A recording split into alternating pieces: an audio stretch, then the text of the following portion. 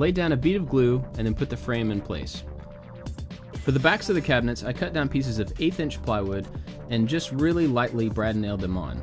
I want them to be able to pop out really easily in case of an emergency. For these particular hinges, you mark the center point and then you use a template and mark where the holes are going to be. I marked off the necessary depth on the Forstner bit and then drilled the holes. You want to make sure you don't go too deep here because then the hinge would not set flush with the face. Come back and clean up the hole with a knife and a chisel. Put the hinge in place, pre-drill the holes, and then screw it in. To account for some variation in the floor, I had to make some 1/8" plywood inserts to put underneath the wheels when I attached them to the bottom of the cabinet. You'll also notice that the wheel is at an angle on purpose. Then it was just priming and painting the cabinet. I found a really cool Jules Verne novel to use as the secret latch. I measured the width and the height and then carefully cut out all the pages as one chunk. Hopefully I'll be able to reuse this book. Cut down some scrap pine that I had and glued it all together to make up a fake interior to the book. Before the glue dried, I made sure to push the centerpiece out to force the spine into shape so that the spine wouldn't be squishy when the book was on the shelf. Clamped it all together and let it dry. After it dried, I cut off the excess on the backside and then ran it over the joiner just to smooth out all the edges. Then I sprayed the top gold to kind of look like the original pages. Put some glue on, put the cover on, and clamped it together to dry. Since I had thickened the wall where the hinges went, I had to cut out some of the original frame to make allowance for it. I set the bookcase in place and then marked where the center of the hinges fell against the wall. I used that line to place the template correctly on the door frame. Then I made holes for the hinges just like before. And finally, it was time to mount the bookcase. This is really just a matter of getting the hinges lined up and getting them pushed in place, and then adding screws. And it doesn't fit.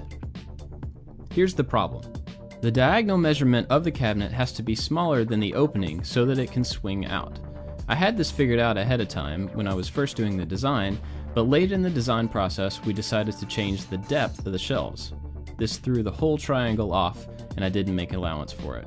At this point, the simplest thing to do without starting over was just to cut off the corner with a saw. I knocked it out and then it worked just fine. I cut some extra pieces of plywood to fill in the gaps from the inside. Since they're painted white and there's going to be books in front of them, you ended up not seeing them anyway. I nailed them into the MDF and it was all good to go. I added a self-adjusting gate latch, but it turned out that the movement was actually a bad thing. So I pulled it out, knocked out the pin, and then screwed it right into my bracket. It needed to be sturdy so that the door could catch on it every single time.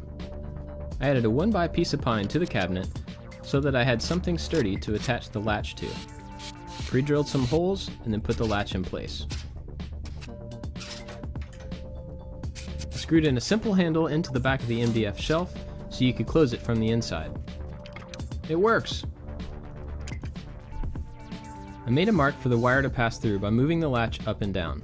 Had to take the latch off, and then I drilled several holes and then cut it out with a knife.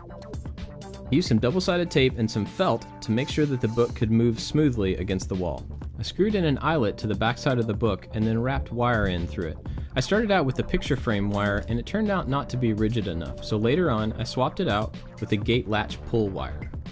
I'll have the right item listed on the what you'll need section on my site for this project.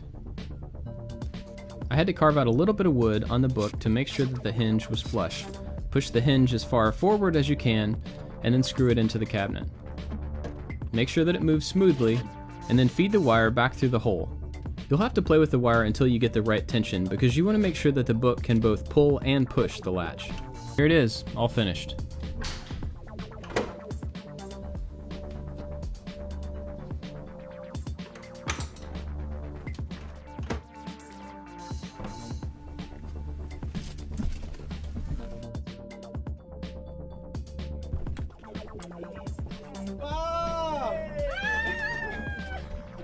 Now overall, I'm really excited about this. I mean, it works really well. It works better than I thought it would, and the friend that I made it for is really excited about it. If you are gonna make one of these, be prepared to do lots of shimming and sanding and trimming to make it fit, especially if you're putting it into old construction. The floor in this room is not level, so I had to adjust the wheels to match the floor, and this trim is not square, so I had to adjust for that. Just lots of little fixes to make it fit like I wanted it to fit. Now, even though the latch is connected to the book and there's a cable that you could grab and use by hand, in case that cable were to come loose or break, break, you can also push these panels out. They're just nailed in with a few brads, and so it would be really easy to get through there if you needed to in case of an emergency. Thanks for watching, guys. See you next time.